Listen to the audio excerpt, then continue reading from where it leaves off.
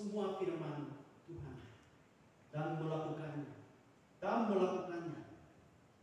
Kami serahkan semua penyampaian firman Tuhan ini ke dalam tangan-Mu. Hanya di dalam nama Tuhan Yesus Kristus kami berdoa. Amin. Firman Tuhan pada pagi hari ini terambil dari 2 Samuel pasal 7 ayat 1 sampai ke 17.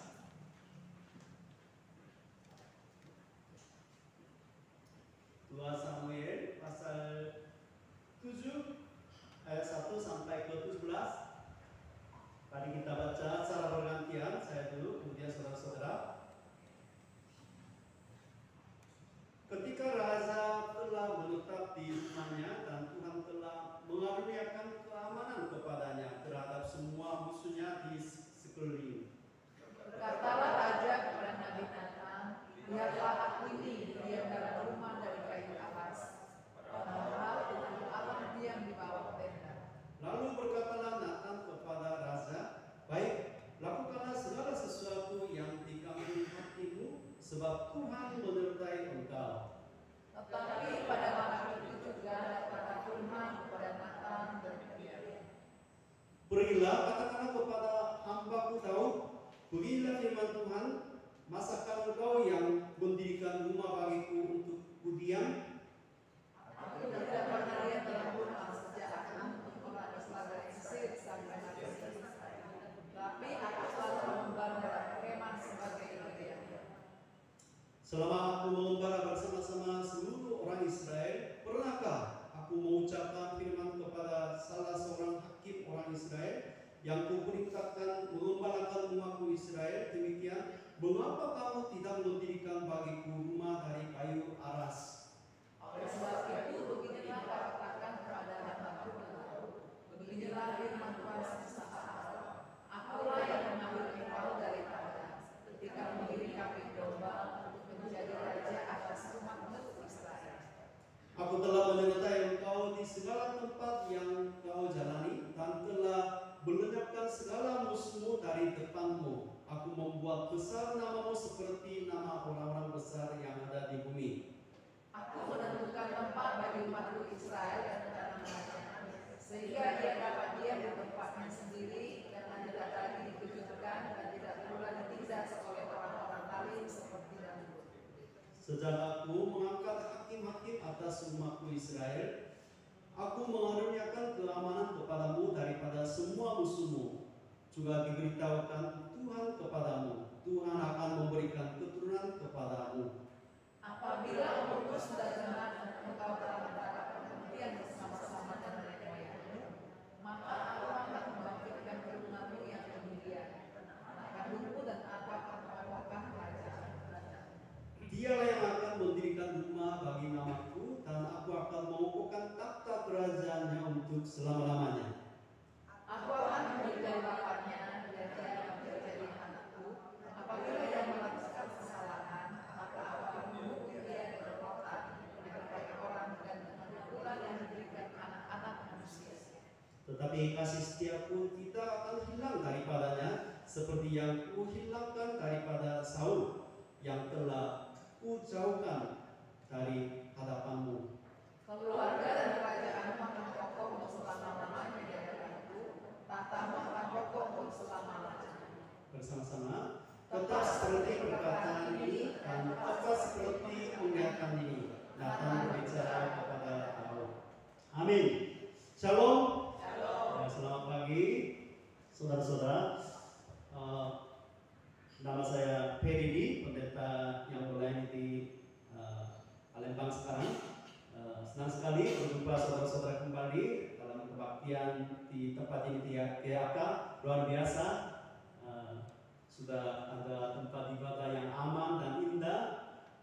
Perjuangan saudara-saudara itu luar biasa. Saya sangat kagum. Walaupun kita memiliki, kadang-kadang kita merasa terbatas, banyak kekurangan, keterbatasan dalam pelayanan, tapi ya anugerah Tuhan begitu besar, sehingga kita selalu dituntun dan diberikan yang terbaik bagi kita semua. Itu anugerah Tuhan yang luar biasa bagi kami semua. Gimana, sehat teman? Oke, sehat semuanya? Sehat. Wajahnya berseri-seri. Hari ini saya mau menjelaskan dan menyampaikan firman Tuhan. Temanya menjadi tempat kediaman Allah. Temanya menjadi tempat kediaman Allah. Waktu saudara-saudara membaca Alkitab, ada beberapa sudut pandang terhadap Alkitab. Rata-rata biasanya yang paling terkena itu berpusat kepada Kristus. Semua Alkitab itu bercerita tentang Yesus Kristus. Perjanjian Lama temanya tentang Yesus Kristus, walaupun secara langsung tidak ada nama yang tertulis di dalam Perjanjian Lama, tetapi semuanya tentang Yesus Kristus yang akan datang. Ya, Perjanjian Baru jelas ya tentang Yesus Kristus, Injil dan kerajaannya. Kemudian sudut pandang yang kedua itu berfokus pada keselamatan. Sering disebut sejarah penebusan, keselamatan Allah. Jadi dalam sejarah bukan hanya dalam penglihatan atau melalui hal-hal misterius, tidak, jelas terjadi di dalam sejarah dunia ini apa? Keselamatan. Jadi penebusan, keselamatan Allah itu salah satu sudut pandang yang penting. Kemudian mungkin ada yang sudut pandangnya tentang tipologi, ada bayangannya di dalam Perjanjian Lama, di Perjanjian Baru, faktanya, kenyataannya itu seperti apa. Misalnya di dalam Perjanjian Lama itu banyak cerita tentang Adam, tapi Adam itu maksudnya apa? Bukan hanya manusia yang pertama, tapi itu tipologi, bayangan yang akan datang, yaitu Adam yang kedua, Yesus Kristus. Itu mungkin tipologi. Yang terakhir saya mau menjelaskan hari ini yaitu tentang janji, perjanjian. Salah satu sudut pandang yang paling penting juga, ini juga sangat penting, dari Perjanjian Lama sampai ke dari kitab Kejadian sampai Wahyu itu bercerita tentang janji Allah, perjanjian Allah. Sehingga Alkitab terdiri dari dua bagian, yaitu Perjanjian Lama dan Perjanjian Baru. Yang lebih tepatnya sebenarnya perjanjian diperbaharui. Jadi janji Allah belum pernah berubah sejak dulu sampai sekarang dan selama-lamanya. Itu sudut pandang yang paling penting. Hari ini di dalam Alkitab, khususnya di dalam Perjanjian Lama, ada ayat-ayat yang paling penting ada. Memang semua penting, tetapi seperti puncak di tengah sejarah masa Perjanjian Lama. Ada beberapa puncak. Puncaknya, salah satu puncak yang tinggi itu janji kepada Abraham. Itu Kejadian pasal 12. Itu salah satu puncak. Kemudian salah satu puncak janji yang utama itu kepada Musa. Perjanjian Allah kepada Musa. Kemudian zaman Daud sekarang itu janji Allah kepada Daud. Itu puncaknya. Jadi Abraham, Musa, dan Daud janji yang sama. Tapi bedanya semakin jelas. Janji Tuhan itu dari Kejadian sampai kita Maleakhi itu semakin jelas, yaitu tentang keselamatan Allah yang digenapi oleh Yesus Kristus. Semakin jelas, belum pernah berubah. Jadi ini salah satunya yang paling penting janji Allah itu di dalam kitab Perjanjian Lama, khususnya 2 Samuel pasal 7 ayat 1 sampai 17 yang tadi kita baca bersama-sama. Jadi Daud itu membawa tabut perjanjian Allah di kota Daud karena dia sudah merasa aman. Ayat yang pertama, ketika raja telah menetap di rumah kayunya, di rumahnya, dan Tuhan mengaruniakan keamanan kepadanya dan semua musuhnya di sekeliling. Jadi Daud ini sebagai raja, Tuhan mengaruniakan dia muncul kerinduan besar. Kerinduan besar. Dia membawa tabut perjanjian yang ada di rumah Obed-Edom di kota Daud. Tabut perjanjian Allah harus ada di tengah Israel, sehingga dia membawa tabut perjanjian Allah. Kemudian dia berbicara sama Nabi Nathan. Biarlah aku tinggal di dalam rumah dari kayu aras, padahal tabut Allah tetap berada dalam tenda. Tahu dia sebagai raja sekarang tinggal di rumah istana yang mewah, dibuat dari kayu aras. Kayu aras itu seperti kayu jati ya, kuat, besar, biasanya terkenal di negara Libanon. Jadi tinggal di istana, semua mewah-mewah, tapi tabut perjanjian Allah yang dibawa dari rumah Obed-Edom itu masih di dalam tenda. Sehingga dia merasa tidak enak. Itulah hati jemaat, seorang hati hamba Tuhan. Tuhan memberi keamanan, Tuhan memberi keselamatan, Tuhan memberi kedamaian. Sehingga orang-orang yang menerima anugerah keselamatan Allah yang begitu besar, keamanan, shalom, ada kerinduannya. Tahu itu juga sama. Sehingga dia berbicara sama, mungkin minta konsultan sama Nabi Nathan. Maksudnya di sini dia mau membangun rumah Allah. Bukan dia sendiri tinggal di rumah ya istana yang mewah. Tidak. Dia mau membangun rumah Allah, rumah ibadah. Maka minta konsultan sama Nathan. Ayat 3, baiklah, lakukanlah semua yang ada dalam hatimu, sebab Tuhan menyertai engkau. Nabi Nathan di sini maksudnya dia setuju. Luar biasa kan? Dia memiliki hati sebagai raja. Dia betul-betul mengerti raja Israel itu bukan dia sendiri. Tahu bukan raja. Dia merasa Allah lah raja Israel. Sehingga Allah harus tinggal di dalam rumah yang lebih mewah daripada istana yang dia tinggal. Maka Nathan juga setuju, itu artinya ayat 3. Setuju. Terserah. Raja. Ayat 4, tetapi pada malam itu juga datanglah firman Tuhan kepada Nathan. Tetapi di sini artinya ini mungkin tidak berjalan. Pada malam itu juga, itu artinya Allah betul-betul menampakkan diri dengan cepat-cepat, biar tidak membangun rumah Allah itu. Itu maksudnya.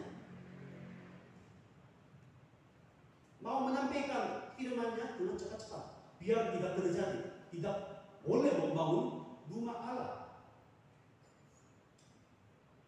Agak aneh. Maka firman Tuhan begini ayat 5, pergilah katakanlah kepada hambaku Daud. Allah menganggap Daud itu hamba Allah. Katakanlah kepada hambaku Daud, beginilah firman Tuhan. Benarkah engkau akan mendirikan rumah bagiku untuk kudiami? Betul-betul kau mau membangun rumah untuk aku? Itu pertanyaan di sini. Kemudian ayat 7 juga sama. Kemanapun aku mengembara bersama-sama seluruh orang Israel, pernahkah aku menyampaikan firman kepada salah seorang pemimpin Israel yang kuperintahkan untuk mengembalakan umatku Israel? Demikian, mengapakah kamu tidak mendirikan bagiku rumah dari kayu aras? Maksudnya di sini, bagaimana mungkin Daud membangun rumah Allah, rumah bagi Yahweh? Artinya di sini pertanyaan itu artinya tidak mungkin. Kemudian ayat 7 juga sama. Mengapakah kamu tidak mendirikan bagiku rumah dari kayu aras seperti tempat tinggal manusia? Allah belum pernah meminta bangsa Israel membangun rumah Allah. Kepada suku manapun, antara 12 suku, kepada suku manapun Allah belum pernah minta membangun rumah Allah. Mengapa demikian? Karena Allah kita, Allah Israel itu Allah yang maha besar, Allah yang maha hadir, omnipresence. Allah ada di mana-mana. Bukan seperti Allah di Kanaan, dewa Kanaan, yang mereka punya rumah yang lengkap, cantik, yang sering disebut kuil. Ada bentuk dewa mereka ada di dalamnya, kemudian yang membuat dewa itu cantik, kemudian hiasannya semua cantik-cantik. Tidak seperti itu. Karena Allah Israel, Yahweh itu hadir di mana-mana. Tuhan itu hadir di dalam seorang manusia sampai ke seluruh bumi. Bagaimana masukkan ya dengan memaksa ke dalam sebuah gunung yang kecil itu, walaupun gunung itu besar sekali, tidak muat untuk Allah yang maha besar itu. Allah ada di mana-mana, seperti angin di udara, seperti matahari, seperti bulan. Saudara-saudara pergi kemanapun, Allah ada di sana. Seperti matahari juga ya, kami lari, tapi tetap ada. Malam mau bersembunyi, tetap ada bulan. Udara di sini tidak kelihatan, tetapi ada. Seperti Allah yang maha hadir. Untuk Allah, mungkin waktu dan ruang itu tidak ada arti. Ada di mana-mana. Sekarang Allah hadir di sini. Bagaimana saudara-saudara tahu sekarang Allah hadir di sini? Oh Pak Ferry, aku terasa sesuatu. Kalau masuk ke gereja, ada sesuatu perasaannya. Pasti Allah hadir di sini. Ya perasaan manusia itu beda-beda. Bukan soal perasaan saudara-saudara. Kita percaya bahwa Allah yang maha hadir di tempat ini dengan iman, dengan fakta. Seperti angin ada sekarang di sini, di sekitar saudara-saudara. Kenapa demikian? Kita berkata Allah hadir di tengah-tengah ibadah ini. Karena Allah kita Allah yang hidup. Allah kita Allah yang hidup. Kalau hidup pasti berbicara. Yang mati pun boleh berbicara. Allah kita Allah yang hidup, Allah yang maha hadir, Dia berbicara sekarang. Memakai hambanya, ada perkataannya, suaranya, sehingga bukan suara perasaan. Oh aku terasa, tidak. Faktanya sekarang hadir di tengah-tengah kita. Sebab di mana 2 atau 3 orang berkumpul dalam namaku, di situ aku ada di tengah-tengah mereka. Karena Allah kita Allah yang maha besar, Allah yang maha hadir. Bagaimana kita memasukkan Allah yang besar itu sebuah gunung yang mewah, lucu. Tetapi anehnya, termasuk di kota Palembang ini, orang-orang beragama suka membangun rumah ibadah. Kemudian ada dewa-dewanya. Kenapa Allah aneh? Manusia ini suka membangun rumah ibadah. Tidak ada orang beragama ibadah di pinggir jalan, beribadah. Mungkin jarang. Setiap agama ada tempat ibadah, khususnya rumah ibadah. Mereka datang di tempat itu, kemudian menyembah. Itu ciri khas orang beragama. Diajar atau tidak ajar, secara langsung, oh ini rumah ibadah. Kenapa demikian? Rumah ibadah mirip juga sama dengan rumah saudara-saudara juga sama. Mirip seperti kemah suci di padang gurun. Ada halamannya. Kemudian masuk ruang suci. Seperti ya kamar biasa di rumah saudara-saudara. Ada pintu kan? pintu ada, kemudian halamannya, kemudian masuk ruang suci, ya seperti kamar-kamar biasa anak-anak. Kemudian masuk lagi ada ruang maha suci. Itu kamar utama. Bapak Ibu tinggal di sana. Semua hidupnya di rumah itu keluar dari ruang utama, seperti ruang maha suci itu. Kemudian rumah ini sangat mirip dengan tubuh manusia, saudara-saudara. Kalau saudara-saudara membaca kitab Keluaran khususnya tentang desain kemah suci tabernakel itu mirip dengan tubuh manusia ini. Ada kulitnya, kemudian di dalam ada anggota tubuhnya, kemudian ada rusuknya. Rusuk itu laki-laki biasanya, laki-laki perempuan biasanya, laki-laki manusia biasanya 24 rusuk kanan kiri. Kalau di laki-laki dan perempuan itu semuanya 48. Di kemah suci untuk melindungi ruang suci dan ruang maha suci ada kayunya. Kayu itu semuanya 48. Di dalamnya anggota tubuh yang paling penting ada di dalamnya, seperti ruang maha suci ini. Jadi mirip-mirip semuanya. Tempat ibadah, rumah saudara-saudara, kemudian tubuh saudara-saudara. Kenapa ini mirip-mirip semua? Karena ini semuanya desain oleh dari Tuhan. Apa yang ada di surga itu betul-betul dinyatakan itu seperti tempat ibadah, seperti di Taman Eden. Taman Eden itu bukan suatu tempat mainan untuk Adam dan Hawa. Taman Eden itu tempat ibadah. Tapi manusia jatuh ke dalam dosa, disingkirkan dari Taman Eden, kemudian di padang gurun Tuhan memberi perintah untuk membangun kemah suci. Biar kemah suci itu terus mengikuti perjalanan bangsa Israel, bukan suatu tempat. Sementara untuk bangsa Israel yang masih secara rohani belum dewasa, Tuhan hanya memerintahkan membangun kemah suci. Tetapi jangan salah paham saudara-saudara, di dalam firman Tuhan ini Allah belum pernah meminta kepada Raja Daud, ayo kamu sudah memiliki keamanan yang engkau sudah dapat dari Tuhan, ayo bangun rumah Tuhan. Tidak ada perintah di sini.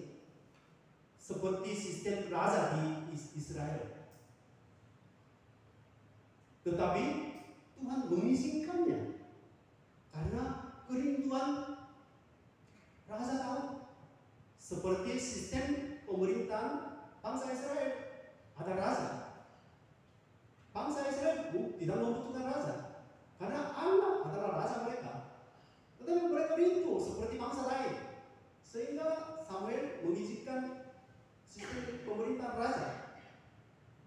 Demikian juga Tuhan mendengar. Tidak mungkin Allah tinggal di dalam rumah kecil, tetapi Tuhan mengizinkan.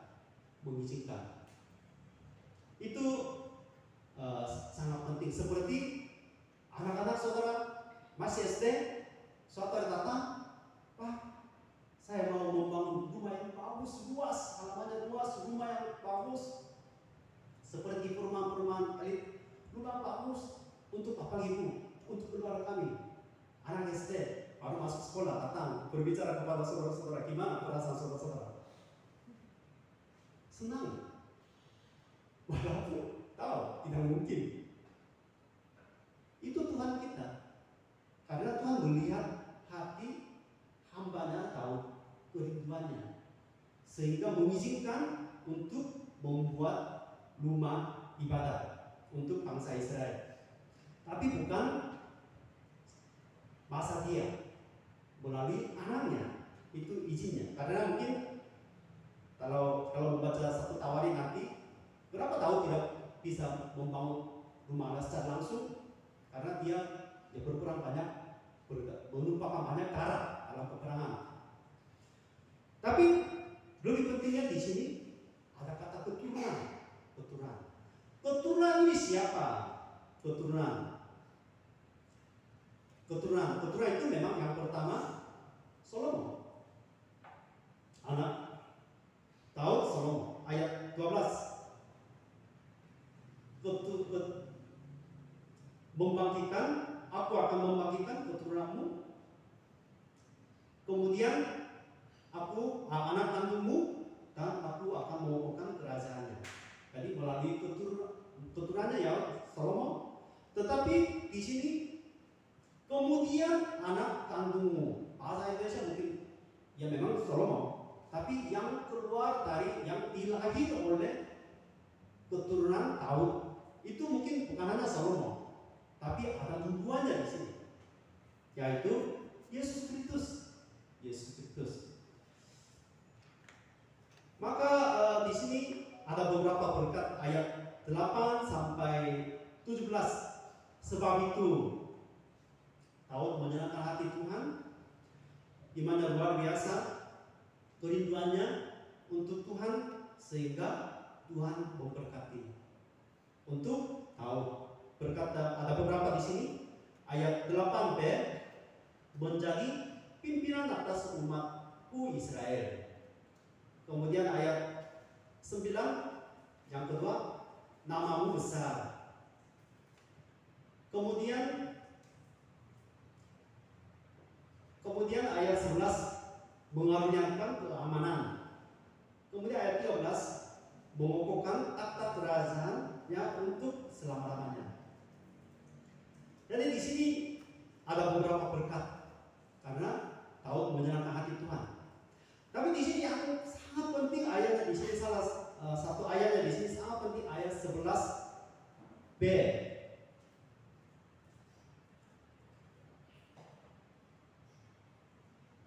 Ya, Tuhan akan membangun dinasti bagimu. Di sini keturunan kepadamu. Ini terjemah versi yang kedua, sedikit beda. Terjemahan yang kedua dinasti, terjemahan yang pertama keturunanmu. Sebenarnya agak aneh penerjemahannya. Kenapa di sini? Tuhan akan memberikan rumahmu, rumah di sini sangat rumah. Kita kan terus berbicara rumah Daud, rumah Tuhan, sehingga di sini juga rumah. Bahasa aslinya bait. Seperti bait itu sama dengan bahasa Inggris bed. B itu artinya apa? Mungkin hanya satu huruf di dalam sebenarnya. Tapi zaman kuno itu semua kata itu ada bentuk gambar atau bentuk binatang. Bukan seperti tulisan sekarang. Ini terus berkembang, akhirnya hanya tinggal tulisan saja. AB. A itu alef, bahasa Ibrani kata yang pertama. Bahasa Arab juga alif ya, hampir sama. Bahasa Yunani alfa. Bahasa Inggris A. A itu artinya apa? A itu rembuh. Zaman dulu orang melihat A langsung tahu itu rembuh. Kenapa A itu rembuh? Karena A itu biasanya paling kuat. A.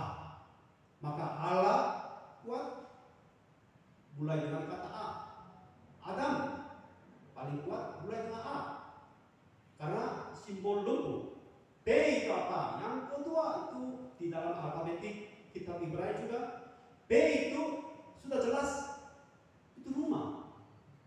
B itu zaman dulu baik itu seperti tenda. Bukan tenda seperti bentuknya seperti sekarang berubah menjadi B. Kalau melihat B, baik itu tenda. Jadi di sini bahasanya baik rumah. Coba cari bahasa Inggris, semua house itu rumah terjemahannya. Jadi Allah akan membangun rumah untuk kamu. Bukan Daud membangun untuk Tuhan. Memang akan dilaksanakan oleh anaknya Salomo. Tapi Allah akan membangun rumah bagimu. Itu rumah itu apa? Rumah itu apa? Itu tempat ibadah. Seperti Taman Eden, kemudian Tabernakel, kemudian nanti Bait Suci Salomo, kemudian Bait Suci Jerubabel, semua dihancurkan. baik rumah Allah yang ada di bumi ini, semua dihancurkan. Kalau Allah memerintah untuk membangun rumahnya kepada Salomo atau Daud, rumah bait suci itu tidak boleh dihancur oleh siapapun, karena Allah yang memerintah, Allah yang mengizinkannya. Tapi mereka tidak berencana ibadahnya di dalam bait suci itu, sehingga ya Allah menghancurkan semuanya. Bait suci Allah, bait suci Salomo yang dihancur oleh Babel.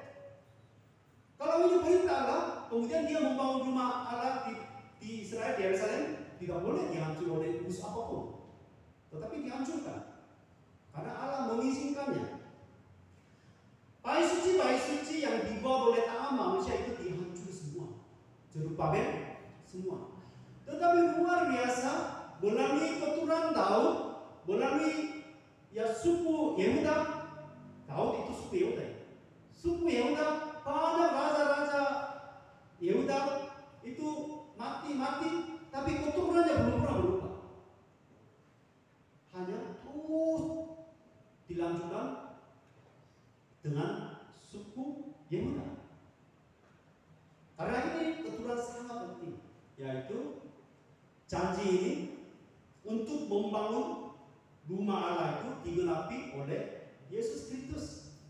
Maka Yesus Kristus berkata, aku akan membangkitkan rumah itu dalam 3 hari, yaitu tubuhnya Yesus sendiri. Janji digenapi. Bukan hanya sebuah rumah ibadah di bumi ini, tapi melalui Yesus janjinya digenapi. Janji itu bahasa aslinya berit. Berit itu membela, dipotong. Covenant. Untuk bahasa Indonesia perjanjian tidak ada arti. Tapi bahasa aslinya sudah ada artinya. Arti membela. Melalui membela tubuh Yesus Kristus itu akan berdiri rumah Allah di bumi ini. Itu janji Tuhan. Mungkin Daud tidak begitu paham, tapi ini terjadi melalui Yesus Kristus. Sekarang rumah ibadah, rumah kediaman Allah itu di mana? Itu tubuh Yesus Kristus. Yesus terangkat ke surga, kemudian fokus turun, kemudian tiba-tiba di bumi ini muncul tubuh Yesus Kristus. Tubuh Yesus Kristus, yaitu gereja, jemaat. Jemaat gereja, saudara-saudara sudah tahu, bukan sebuah gedung. Saudara-saudara sendiri gereja, jemaat. Maka Rasul Paulus berkata 1 Korintus 3 ayat 16, kita ini adalah bait suci, bait Roh Kudus, rumah ibadah. Kita ini yang bergerak-gerak kemana-mana, bukan suatu tempat, bukan gedung yang mewah itu, tetapi jemaat ini tempat ibadah. 2000 tahun yang lalu, pada zaman Paulus, mungkin dikatakan begini, rumah ibadah itu berkeliling. Untuk kita tidak aneh, karena di padang gurun sudah pernah terjadi. Padang gurun kemah suci berkeliling terus. Tapi 2000 tahun yang lalu, setiap agama membangun rumah ibadah, mungkin membuat gedungnya cantik, biar dewanya senang. Konsep ini sulit diterima. Tapi Rasul Paulus berkata, kamulah bait Roh Kudus, kamulah rumah ibadah, tubuh kamu adalah tempat kediaman Allah yang suci, gereja. Jadi ini digenapi oleh Yesus Kristus. Melalui ayat ini, saya mau menurunkan satu hal. Sebagai kita tempat kediaman Allah, di dalam hati kita ada roh. Itu fungsi utama tempat ibadah. Itu apa? Yaitu ibadah. Ibadah itu sangat penting. Itu tujuannya. Karena Daud begitu mau menyembah, beribadah kepada Tuhan. sehingga dia membawa tabut perjanjian Allah di kota Daud. Sama dengan kami zaman sekarang. Banyak jemaat masih pikirannya seperti Raja Daud zaman dulu, memikirkan gedungnya. Sehingga apa yang terjadi? Saudara-saudara semua tahu, jemaat itu, gereja itu bukan gedung. Tetapi faktanya, saudara-saudara tidak berpikir seperti itu. Harus tetap gereja. Seperti apa yang lain. Buktinya di mana? Coba lihat ibadah saudara-saudara seperti apa. Kalau saudara-saudara sebagai jemaat sudah jadi tempat kediaman Allah yang berkeliling, saudara-saudara dimanapun saudara-saudara akan beribadah, khususnya ibadah pribadi di rumah saudara-saudara. Bukan hari Minggu saja, di tengah minggu setiap hari, karena ini tempat ibadah. Bagaimana mungkin seminggu sekali ibadah kepada Tuhan? Tidak ada kekristenan seperti itu. Karena perjanjian lama pun masih orang Israel yang belum dewasa pun mereka sehari 2 kali ibadah. Mempersembahkan korban persembahan pagi, sore. Zaman Yesus juga sama. Terus 2 kali dilakukan. Gereja mula-mula coba saudara-saudara, setiap hari berkumpul ibadah bersama-sama. Karena kita menganggap mereka tempat kediaman Allah. Dimanapun pergi ibadah. Jadi yang pertama, ibadah pribadi setiap hari saudara-saudara.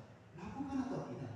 Saudara-saudara masih belum dilakukan, artinya saudara-saudara masih menganggap harus datang ke gereja, harus ada tempat suci, harus pergi kemana-mana, harus masuk ke sebuah gedung yang kelihatannya suci. Itu penting.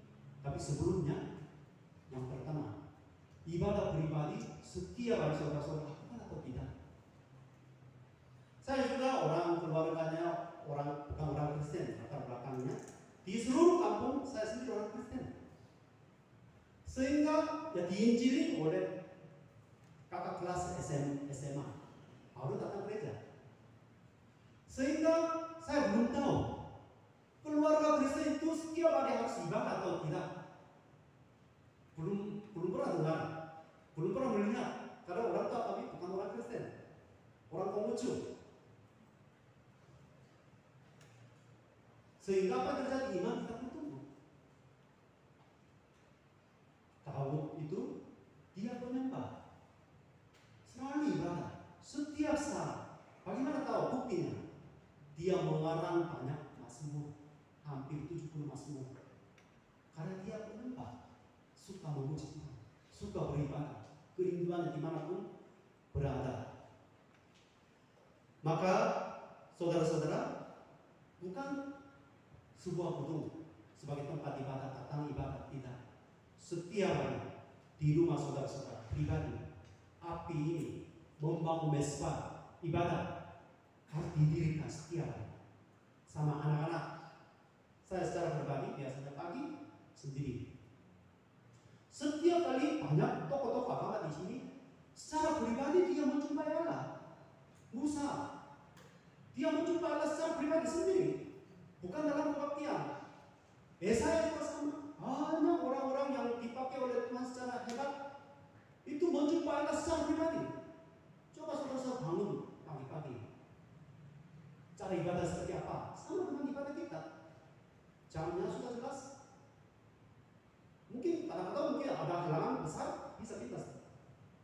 Tapi ya pasti dilakukan. Seperti gereja, jam 7:30 ibadah. Itu jelas sudah seperti janji sama Tuhan. Secara pribadi juga sama. Saya bangun jam 5 menyembah Tuhan, ibadah Tuhan.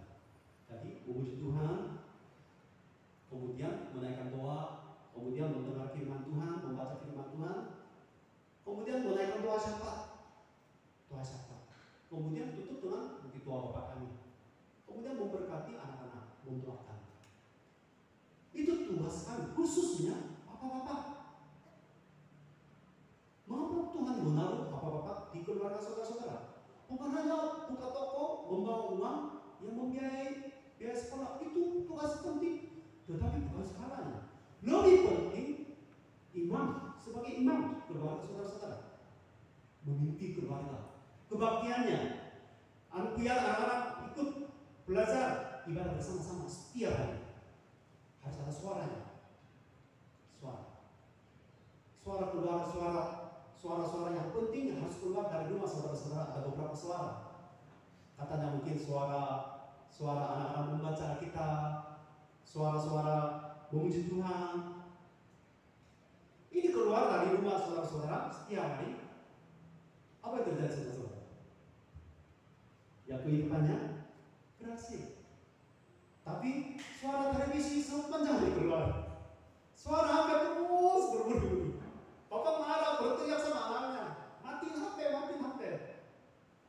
Itu suara itu tidak ada berkat saudara-saudara. Amin ya. Ibadah pribadi penting. Kemudian yang kedua, ibadah komsel di tengah minggu. Sedihnya di Jakarta banyak gereja sekarang di tengah minggu tidak ada komsel lagi. Itu benar atau salah saudara-saudara? Menurut saudara-saudara, di tengah minggu tidak ada komsel lagi. Itu benar atau salah saudara-saudara? Mengapa demikian di Jakarta? Karena macet, semua sibuk. Bagaimana mungkin di tengah minggu jemaat berkumpul? Sibuk untuk apa? Tuhan memberi kesehatan, Tuhan memberi rumah, Tuhan memberi keluarga, tapi sibuknya untuk diri sendiri.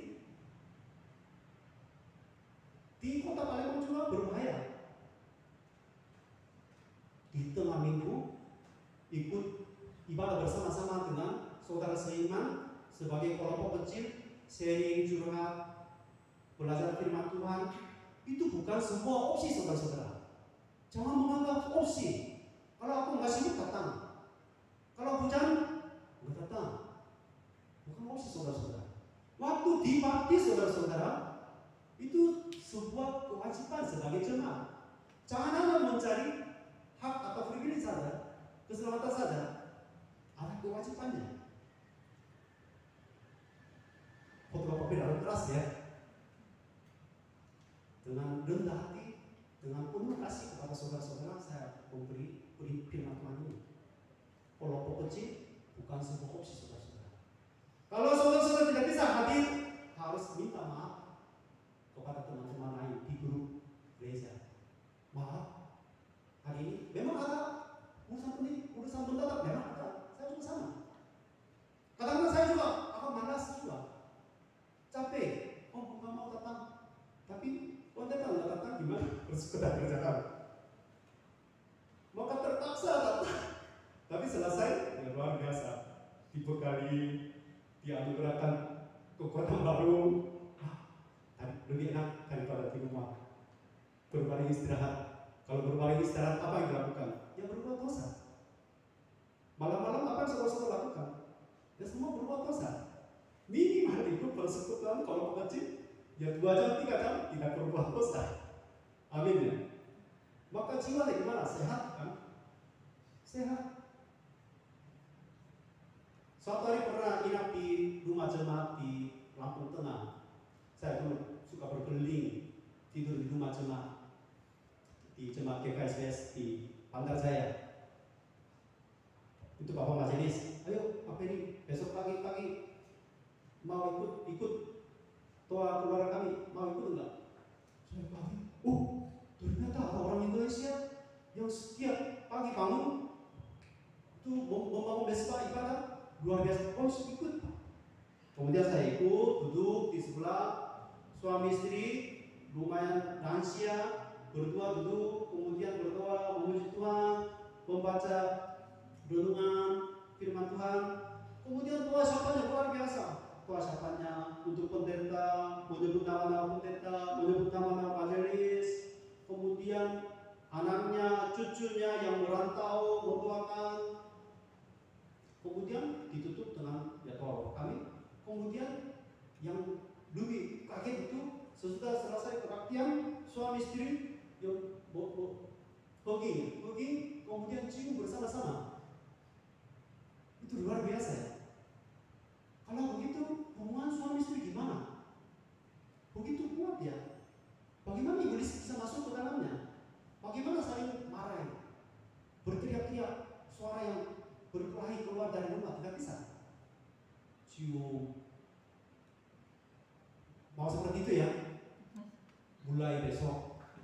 Saudara-saudara sudah doa pribadi atau ibadah keluarga suami istri foto, kemudian upload di WA grup TAK. Amin ya.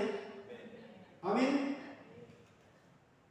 Itu kemudian pribadi, kemudian kelompok kecil, kemudian hari Minggu berkumpul bersama-sama.